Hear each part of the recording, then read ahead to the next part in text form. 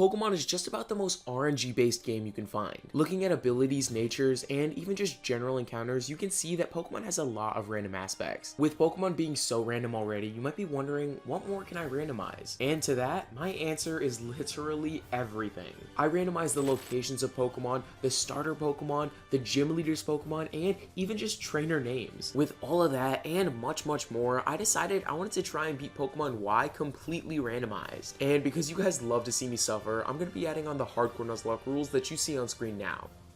With all that being said, I'm ready to start the run, so I name myself Zango and move on to get my starter. Before choosing my starter, I gotta choose a nickname, and between these three options Shauna gives me, I'd rather not be called Lil or Big for that matter, so I go with Z-Meister. It's got a cool ring to it. Now I gotta go pick my starter, and between the three options, Volcanion is the easy choice, but I do really like Conkeldurr though. I nickname Volcanion Tony, then get in a rival battle with Operator Marshall. My bad. In this battle, I find out my ability is Turbo Blaze, which is the signature ability of White Kyurem. On top of that, I have two moves with over 100 base power, which are sure to do some big damage in the early game.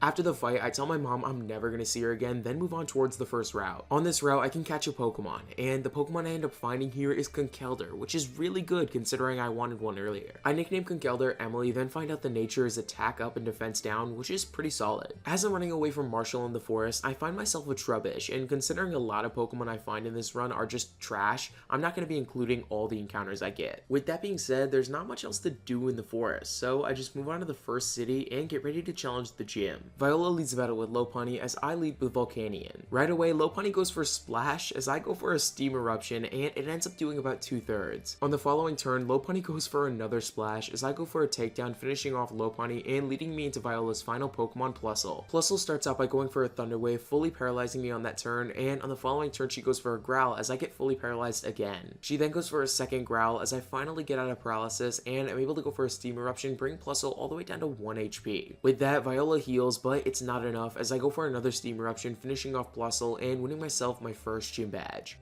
With that gym down, I'm now able to head into Lumo City. Once I get into the city, I battle the professor, and after the battle, he gives me the option of 3 new Pokemon to choose from. It's a pretty easy decision. Darmanitan is the best out of all 3 of these Pokemon, so after picking Darmanitan, I nickname him David and find out his ability is Sand Rush, which doesn't really help him too much. At this point, I go to meet this guy with pointy hair who seems to be always angry. I sneak away from him onto Route 5 where I meet Corinna and her awfully weird Lucarios. After swiftly moving past them, I find myself in the grass where I encounter a Chespin. This Chespin I catch and nickname James, and I look at the ability and it's actually Refrigerate, which makes all normal type moves ice type moves. That could definitely be really useful later in the game depending on who we go up against. Regardless of all that though, it's time for a bunch of story. Me and Marshall move on towards the Pokemon Mansion so that we can get the Pokeflute. After we trap this Furfrou in a corner, we end up getting brought up to the top of the balcony so we can watch some cool fireworks, and actually, really cool.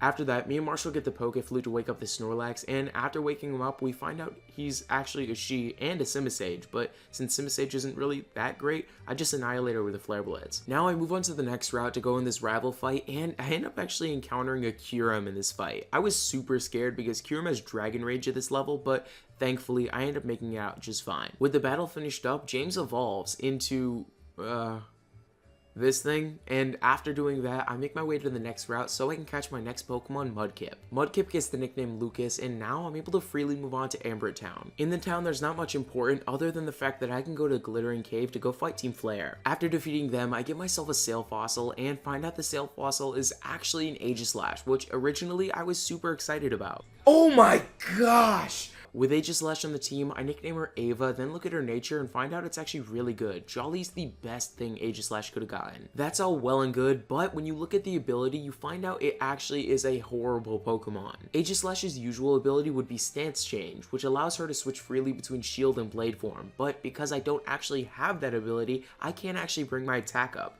and it's just permanently stuck at base 50. Regardless of that though, I move on to Silph City now, and I'm able to challenge Grant for my second gym badge. Grant leads the battle with Weezing as I lead with David. Right away, I go for a Fire Punch doing about a third as Weezing hits me with a Clear Smog doing about a third as well. On the following turn, I go for another Fire Punch as Weezing goes for a self-destruct, and after blowing up, he absolutely destroys David, and we both lose a Pokemon. I don't know why I forgot Weezing hit self-destruct, that's just really bad gameplay on my end. Regardless, I switch into Emily as Grant brings out Breloom. With Breloom in, I just spam chip away, hoping to just kill, and I end up getting hit by a counter, bringing me all the way down to 9 HP. With me being brought so low, I finally make the right decision and switch into Aegislash, who goes for 2 Aerial Aces, finishing off Breloom and winning myself my really tough gym battle. With that gym down, I move on to the next route and deal with Summon Team Flare. I track them back all the way to Geocench Town where they completely disappear, and I then battle the next gym leader. She's not necessarily difficult to defeat right now, but it does take me a while to beat her, as after that battle, I move on towards Reflection Cave. In this cave, I reflect on the fact that only 10.7% of my viewers are actually subscribed, so if you could please subscribe, that'd be greatly appreciated. Thank you to everybody for the recent support on these videos, it really does mean the world to me, and with that being said, I'm finally done reflecting and I'm off towards Shallow City. Once I'm in the city, I talk to this construction worker who brings up a hiker who really likes Ferris wheels, and if you know,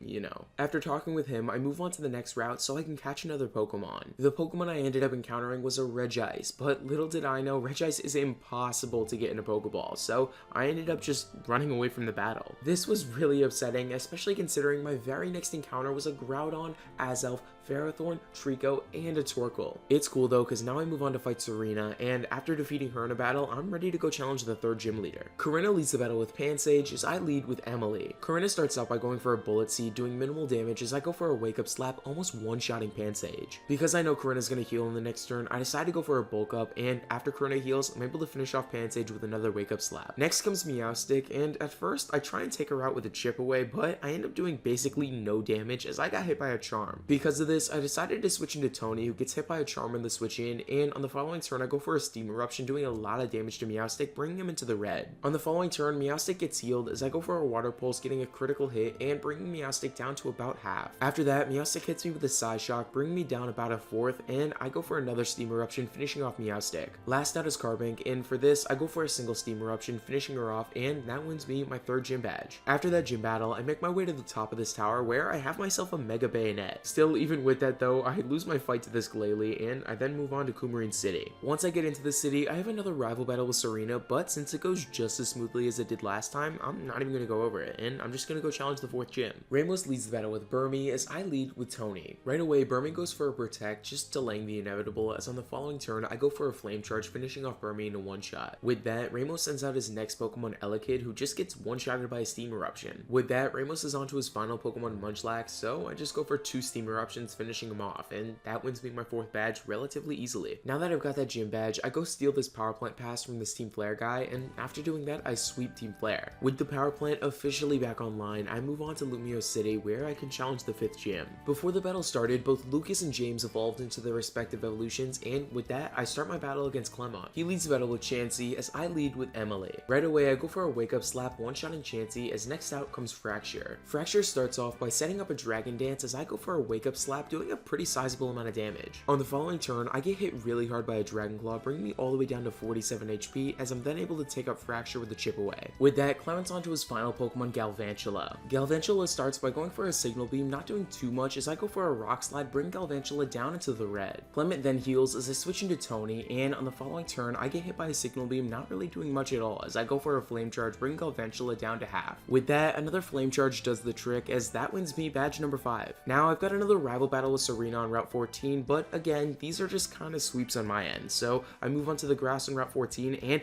I luckily find myself a Noivern. I name him Mitch, then find out he's got a neutral nature and analytic as an ability, which both aren't too bad. I then go to the not so scary house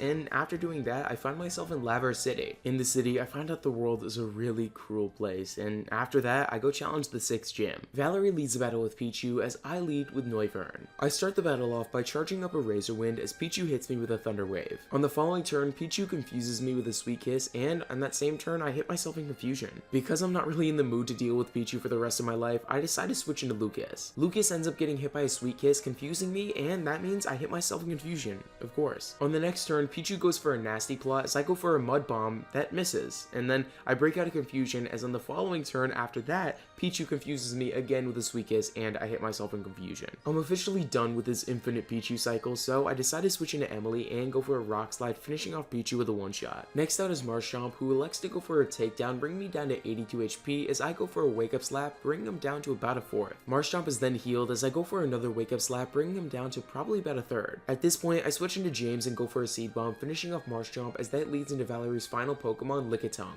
Lickitung goes down to a variety of moves by James, and with that, I win my 6th badge. After the gym, I move on to go fight Team Flare again, this time in the Pokeball Factory. They, once again, are just kind of a pushover, so I move on to the next route where I find myself a Fracture. Once I catch him, I name him Logan, then move on towards the Frost Cavern. In the Frost Cavern, I save this Abomasnow, then use this Mamoswine I found to go on to Anastar City. Now that I'm in the city, I have another rival battle with Serena coming up, but again, it's Serena, so I just end up sweeping her as I then move on to the 7th gym. Olympia leads the battle with Bonsly as I lead with Emily. Right away, I go for a Wake Up Slap, one-shotting Bonsly as next out comes BHM. Because I'm really weak to Psychic type moves, I make a switch into Mitch, who gets nailed on the switch in, so I switch out again, this time into Tony. On the switch in, Tony gets brought down to almost half as I go for a Steam Eruption, bringing BHM down only about a 4th. On that same turn, I get hit by a Psychic, bringing Tony all the way down to 3 HP, and at this point, I know I have to make a sacrifice if I want to win this fight. So I make a switch into Logan, who gets absolutely annihilated by a Psychic, and this gives me a free switch. I use my free switch on Lucas, and right away I go for a Surf, doing about a 3rd. On that same turn, BHM set up with Psych Up, but since it doesn't really matter, I just take him out on the next turn with a Surf. With that, Olympia's onto her final Pokemon, Chikorita. I start out by going for a Strength, doing exactly half as Chikorita sets up a Solar Beam. I was kind of worried here that I wasn't going to kill Chikorita with another Strength, but thankfully I did, as that wins me my 7th badge. With that, I find myself in this cafe where today's special is Scramble, and who doesn't love that? This other guy I talked to seemed awfully aggressive though. He said today's special is get out of here or else, and I didn't like that answer. So after beating him in a Pokemon battle, I move on to fight the rest of Team Flare. While I'm doing this, I end up pressing the wrong button and pretty much blowing up all of Geosenge Town. And if you look at these houses, I feel really bad for the people inside.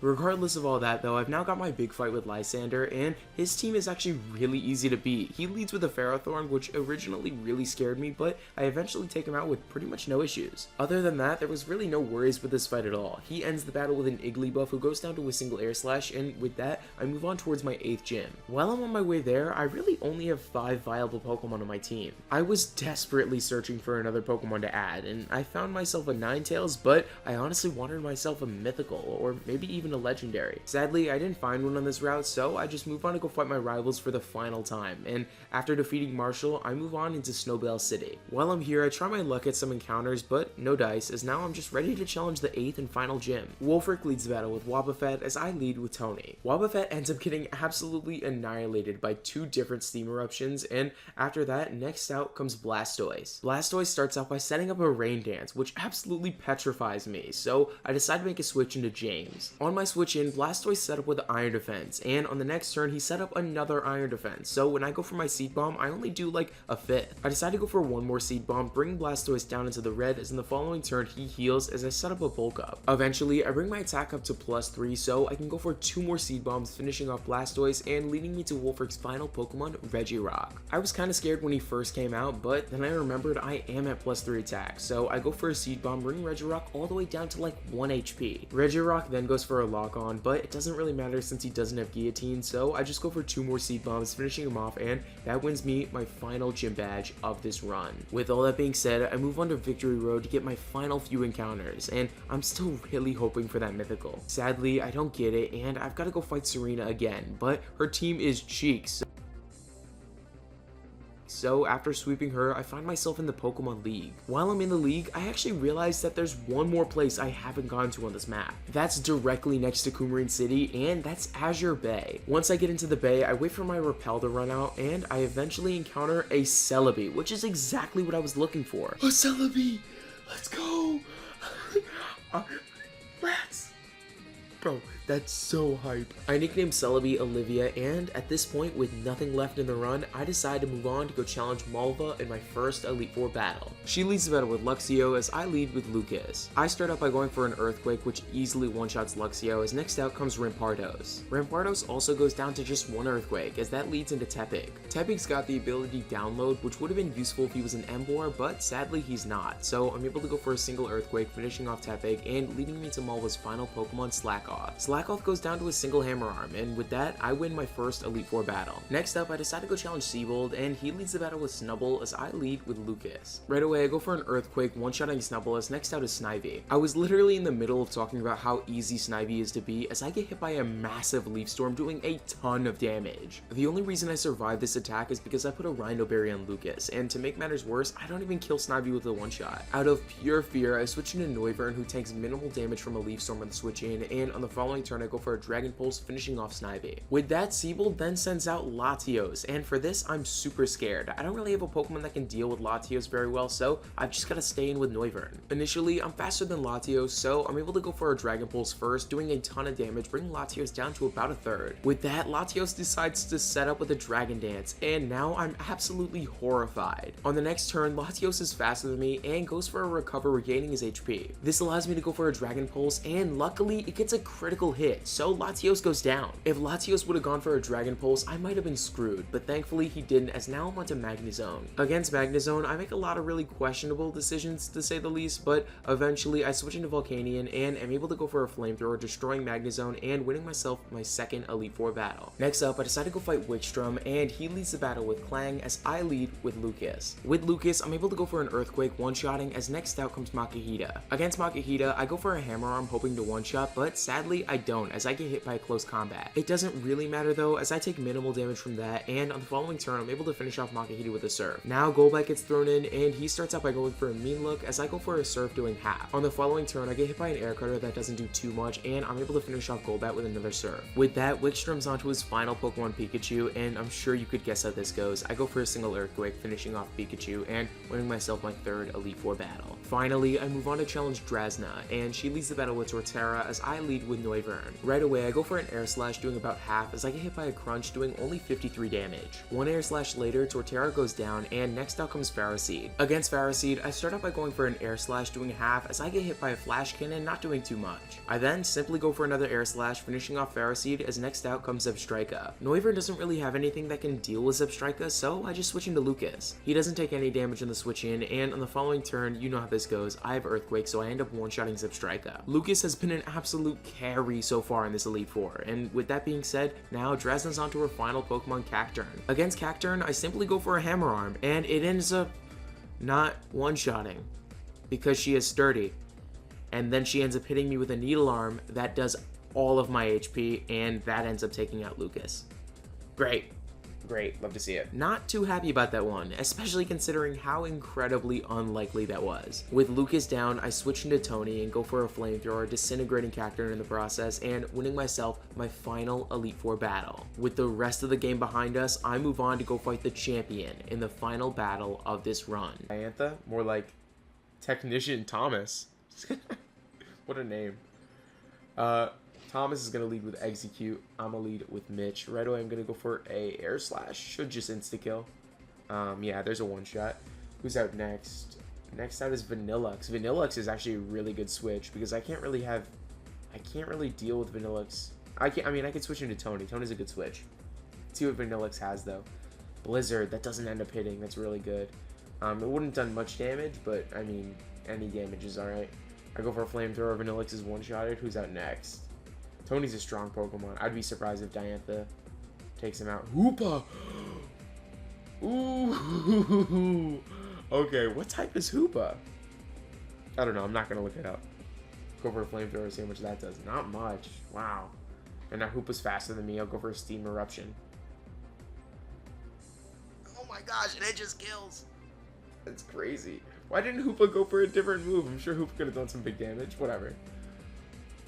I'll go for another Steam Eruption on Gliscor. That misses. That's fine. I'll go for another one. That one doesn't miss. Gliscor goes down. Simipour. For Simipour, I'll switch into... Why not Celebi? Celebi hasn't gotten any love yet. We'll go for a Energy Ball, see how much damage that does. Oh, well, this is an insta-kill. My team is kind of busted, not gonna lie. My team is kind of busted. I